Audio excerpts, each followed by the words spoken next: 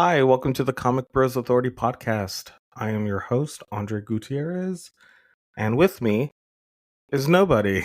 So there isn't a co-host with me this time. It's just me by myself. My brother, he's off doing, fatherly things and just rearing a young child into adulthood, even though that child is only not even that old.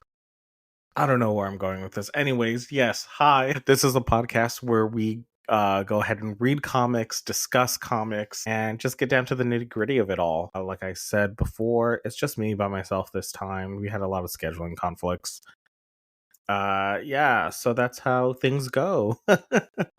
uh, so I know in the last episode we mentioned that we were going to do Beneath the Trees Where Nobody Sees, but scheduling issues happen because we're all adults with our own lives and things don't really pan out that way. So you're going to have to wait on that one for a bit. It's still coming, don't worry. But yeah, it'll be probably next week or the week after. So in the meantime, I just want to go ahead and talk about something else. Now, I know that the main reason why we started this podcast was to help people get into the medium and get focused on comics and what they're about, whether it's superheroes, crime, horror, any kind of genre.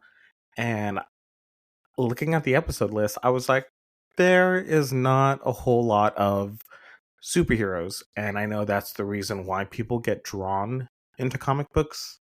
You see what I did there? But yeah, we haven't really talked about any of the mainstay superheroes, so I decided just to jump the gun on this one and talk about the world's favorite team.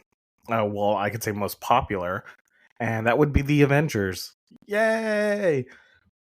So yeah, I wanted to I wanted to talk about the Avengers today, specifically a great jumping on point for Avengers. I think that this is something that a lot of people struggle with getting started on comics, how to jump into it. So I decided why not tell people a really good place to start. This is going to be a I guess kind of like a big chunk of issues. It's going to be, I will be covering Avengers issues 500 to 503, Avengers finale one shot, and New Avengers 1 through 6. Quick warning, there is going to be spoilers in this. So if you haven't read it or I don't know, just know that there'll be spoilers for the stories in this. Now, why specifically these certain issues of Avengers? And I'll tell you why. It's because this is basically what the modern Avengers are. Well, let me rephrase that. It is what helped usher in the Avengers for modern audiences, made them an A-list team. Although, like, personally speaking, I am a huge fan of the Avengers. I do believe that they are an A-list team, but to a lot of other people, the X-Men were a lot more popular, and especially the 2 decades prior, the X-Men have taken over the sales charts. And when I say 2 decades before, I am talking about the 90s and the 80s, because the issues that I'm covering today take place they were published in 2004, 2005. And I think this is a really good place to start if you want to get into the modern Avengers era, especially Brian Michael Bendis's era of Avengers. It is fun. It shows, the team dynamic, especially when he transitions into the new Avengers. You have a kind of like a hodgepodge of different heroes coming together that haven't been on the Avengers before, but it's wonderful. And I think if you were to start anywhere, it would be here. This specific run of Avengers branches off, and I would say that it basically tells the story of the Marvel Universe, because this is the book that leads into a lot of the events that happen till about 2012, I want to say. So it's a good chunk. It's a good 8 years of stories that are fun and exciting, and some aren't great, but that's a discussion for another time. I want to talk about Brian Michael Bendis before we get into what I'm going to be discussing. Brian Michael Bendis was an independent comic writer.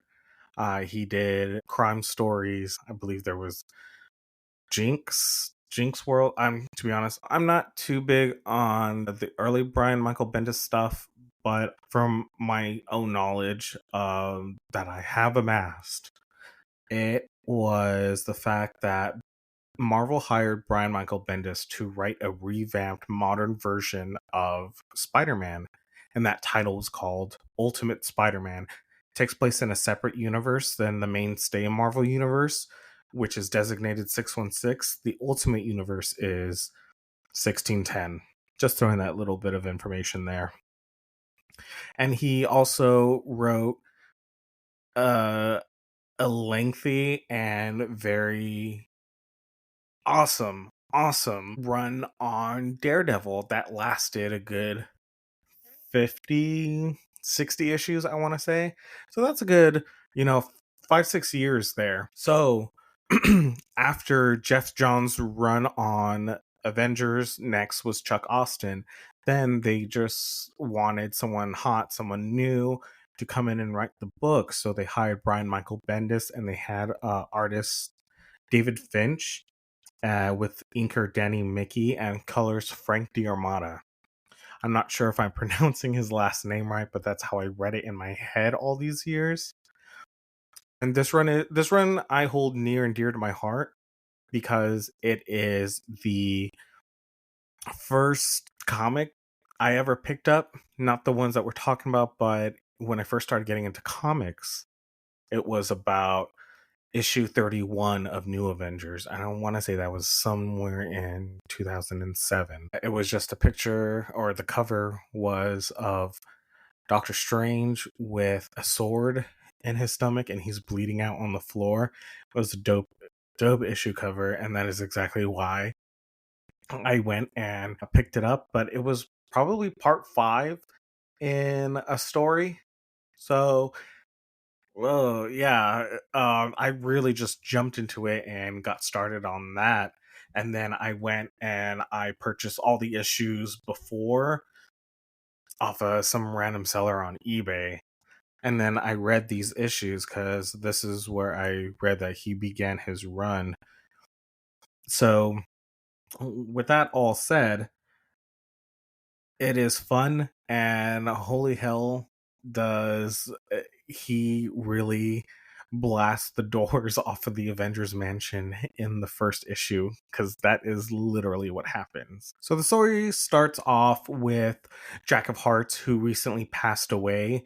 He is on the lawn of Avengers Mansion, the mansion that is owned by Tony Stark, where the Avengers have their headquarters in New York City. So he shows up on the lawn, and Scott Lang, that you know from the movies as Ant-Man, he's Ant-Man in this. He goes and he confronts Jack of Hearts, and Jack of Hearts blows up, killing Scott Lang. And yes, there are a lot of deaths in this. A lot of deaths. With Scott Lang dead, things just go to hell for the Avengers, and it's considered the worst day in Avengers history. Tony Stark is making a speech to the UN, and he finds himself mocking and saying very racist things to a Latverian delegate. And everyone assumes that he's drunk, but the thing is, Tony Stark has been sober for a very long time now. I'm not sure if you can hear my dog breathing, but he's like right behind me. Love you, Bops. Everybody assumes Tony is drunk, and he does feel drunk. At the same time, what's going on in New York City, Avengers Mansion, things get crazier. Vision flies the Quinjet into Avengers Mansion, and when he opens his mouth, a bunch of Ultron robots come out.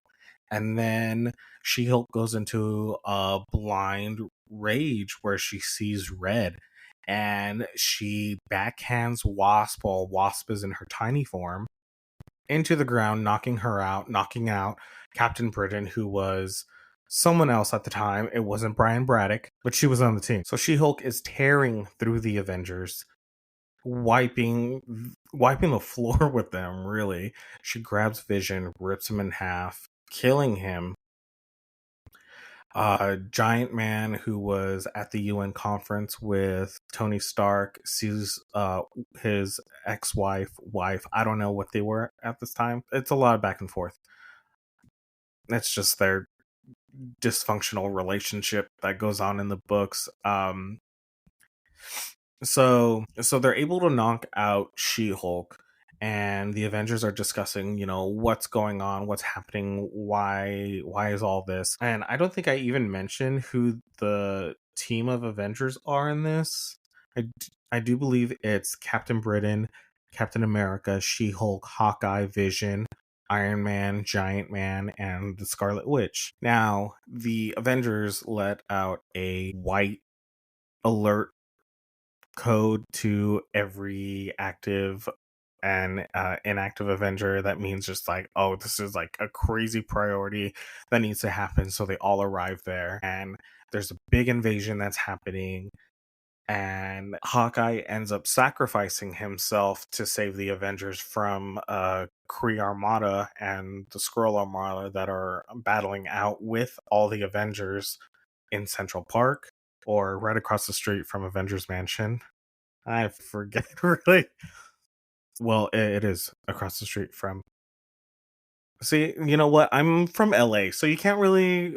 Yeah, I only went to New York like one time, like 5 months ago. I don't know my New York geography like that. Yeah, so Hawkeye sacrifices himself. Then Doctor Strange shows up and tells him that this is all happening because of chaos magic.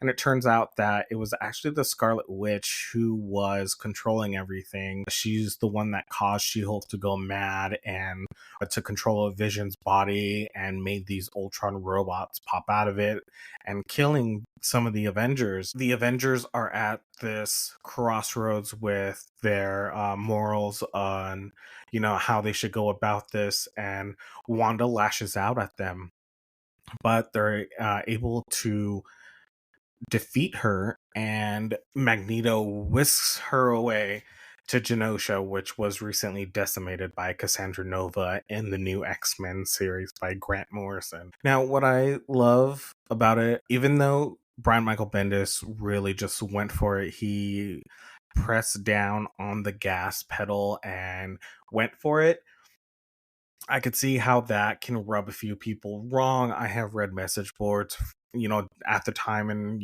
them talking bad about Brian Michael Bendis and what he did to the Avengers. It just holds a special place in my heart because it was so bombastic, and the artwork by David Finch was so bold, and the colors really popped out, and there was a nice shine to them.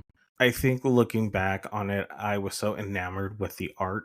These days, David Finch's artwork is not necessarily my best because everyone looks like models. Everyone is standing around and posing. And yes, it's superheroes, I know. But that's not really. I kind of like to see the more human side of my superheroes, which is why I tend to go for more of like, lately DC. But it's still fantastic art. Now, this was a big hit at the time because this is a writer coming in and completely dismantling the Avengers. The title Avengers Disassembled was across several titles, but the story happened inside the Avengers book. And when the Avengers finale came along, it's really just the Avengers standing around and talking and thinking about, memories past of the Kree Skrull War and the King Dynasty and, things like that. It's a celebration of what the Avengers are. And that is something. So, growing up, I was a big fan of the X-Men because their cartoon was so popular in the 90s. And then they tried to make an Avengers cartoon, but it was dog shit. The Avengers had the worst outfits I have ever seen. Well, that probably goes to like the New 52 redesigns for DC, but it's neither here nor there. But yeah, it's what got me into the Avengers, because before then, like, I knew who Hulk, Iron Man, Captain America, and all of them were because my father collected these books and he would always talk about the Avengers. He was more of an Avengers fan than he was an X-Men fan. For me, it was quite the opposite.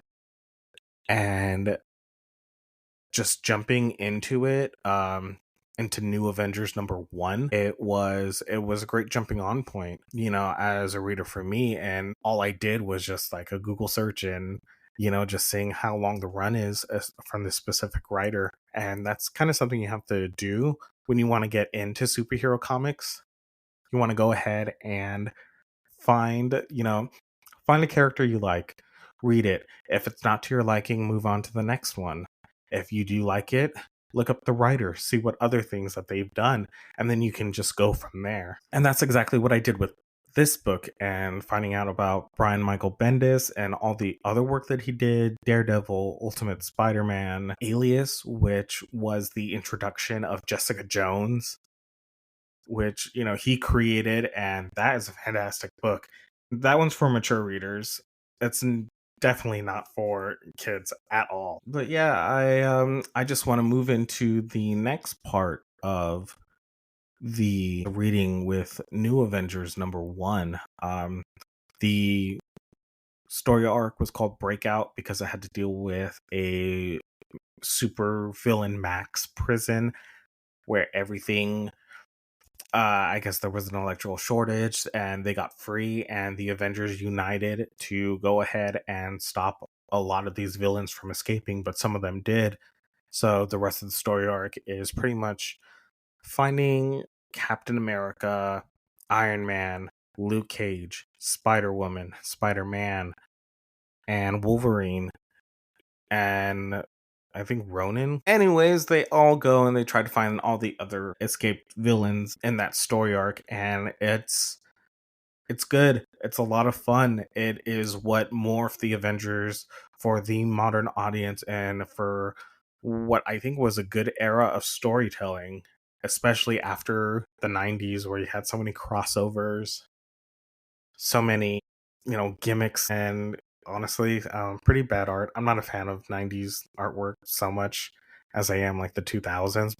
I think that's just because that's when I got introduced into comics and everything. And one of the fun things about this Avengers run and New Avengers run is the snappy dialogue that Brian Michael Bendis has. A lot of the characters do riff on each other, and you do see that in the Avengers movies with the snappy dialogue and everyone is being witty. That definitely comes from Joss Whedon's style of writing, but you can see a lot of what Brian Michael Bendis was doing in this Avengers run that lasted quite a while. And the characters, I think he really gets characters very well, because Wolverine sounds like Wolverine, his Spider-Man sounds like Spider-Man, his Captain America like Captain America.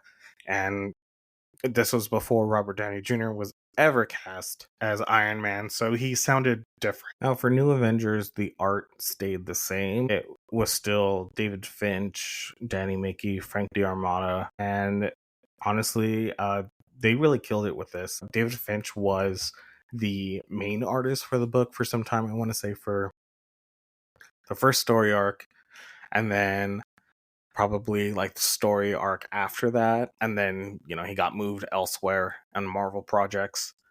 But it was really solid, and it continued to be solid throughout throughout his tenure on the book.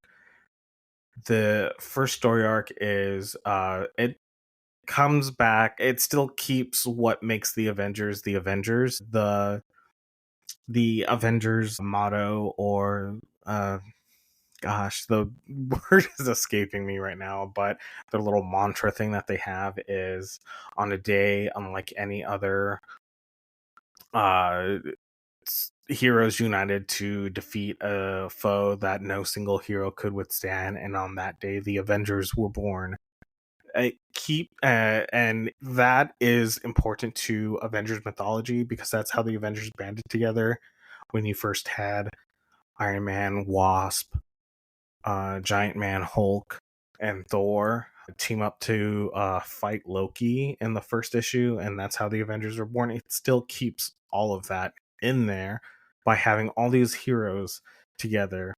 In the first issue, you get Iron Man, Cap, Luke Cage, Daredevil, Spider-Man. So there was no world with the Avengers for 6 months, and it keeps that theme of uniting heroes during an event that needs to have a team involved. And I think that's so special, especially if you're doing any kind of Avenger story. Now, the Avengers, it's always like, oh, well, I'm just going to pick and choose, who my team is, when I think it should be, just grabbing everyone together, and realizing that this is the team you need to take down this certain threat. But it's a completely fun ride, and I think that if there was ever a great place to start for the Avengers, it would be this one. This is the event or the comic that leads into House of M, Civil War, Secret Invasion, Avengers vs. X-Men. Like this, Brian Michael Bendis' run goes through all of these events, especially later when he decides to do double duties by writing an Avengers title and then a new Avengers title. That's kind of what writers have been doing since then. But yeah, I keep saying, it's so much fun, and you can see the love and the appreciation for the craft and for these characters that are so important to Marvel mythology, and it definitely brings them in for the modern audience. Now, there are some things I don't like about it. The Sentry, first of all, I am not a fan of the Sentry. I think it is a absolutely absurd idea. His whole story is just one giant retcon. The fact that he was a Silver Age hero that everyone forgot until recently, and if he ever uses his powers, then there's this opposite version of him called the Void that is just as powerful. If he uses his powers, the Void takes over. And I don't like the way the character was handled, because the character is supposed to have depression. Yeah, the handling of mental illness wasn't done very well. It just didn't click with me as someone who does deal with, that. It just wasn't a good representation. There are other things that are better, but that's no knock to Brian Michael Bendis's ability to be a writer, because his work inspired me to go ahead and pursue comics as, just a hobby, keep on collecting and reading, and writing a little bit here and there. But yeah, this is just definitely just a love letter to Stan Lee and Jack Kirby and what they did for the medium. And this whole run introduces you to characters that are such big players in the Marvel universe these days. Like, you had characters like Luke Cage, but he was always kind of shuffled in the background with Iron Fist. And then Brian Michael Bendis loved him so much, he threw him in his Alias work, in his Daredevil work. He did a comic book called Pulse, which did follow Jessica Jones and Luke Cage, as I believe they were working for the Daily Bugle at the time. Yeah, it just brings these characters to the forefront, and I think anyone that really wants to get into comics, especially modern comics, this is just the way to go. And with that being said, I'm just talking to myself at this point because I don't have a co-host. But I mean, hopefully this is like the only time that will happen, or if not, that it just comes by every, once in a while. This new Avengers era is probably one of my favorite Avengers eras, and it's readily available. Marvel just came out with an Epic collection collecting this Both of these series of Brian Michael Bendis going from Avengers Disassembled to New Avengers, and yeah, I think it collects those and then up to issues, I want to say 16, which is a lot of comics because in a trade paperback. Yeah, that's a lot. But yeah, I believe it dropped earlier this year. You can go ahead and pick it up at your comic book store if they don't have it. You can check online, Amazon.com, eBay, organic price books, in stock trades, cheap graphic novels. We are not endorsed by any of them. We just like to give you some of the places where we like to collect comics and keep this medium alive. Not that it's going anywhere because superhero movies are like booming right now, but you know, this is just a lot of fun. It's collecting comics is great. That's all I have to say. Yeah, so if you want to go ahead and pick up any of these books, go ahead and do that. If you need help finding a comic book store, you can go to localcomicshop.com and type in your zip code, and then a list of stores that are close by will pop up there. Honestly, it's such a fantastic tool. That's how I used to find all the local comic book stores in my area. But yeah. So yeah, this episode's not going to run long. It's just me. But you know what? That's fine. I listen to myself talk all the time, and I say all the dumbest shit at work and at home to my dog because I love him so very much. Oh boy. Anyways, sorry about this episode, but this is the content you're going to get this week. You can go ahead and comment and review the show and each individual episodes on iTunes, on Spotify. It helps us grow our audience even more, and we really appreciate it. We do take feedback kindly. If you are on TikTok, on Instagram, we are at Comic Bros Authority. On TikTok, it's Comic Bros. My brother runs the account. I'm not sure which one that is. Anyways, if you look us up, you'll be able to find it. Wow, I'm really bad at promoting our shit. Sorry, Miles. But yeah, go ahead, leave us a comment. If you have any questions, you're more than welcome to message us on those social media apps and ask us questions about where to get started, or any question really, like what's our favorite genre, or you know, what do we think of inkers, or you know, whatever. I love inkers. There, I answered that one for you. But oh, Max, sorry, my dog decided to scratch himself violently. Just go ahead and leave us any comments, any questions, and we will be there to answer them on our show. Thank you for listening. Bye bye.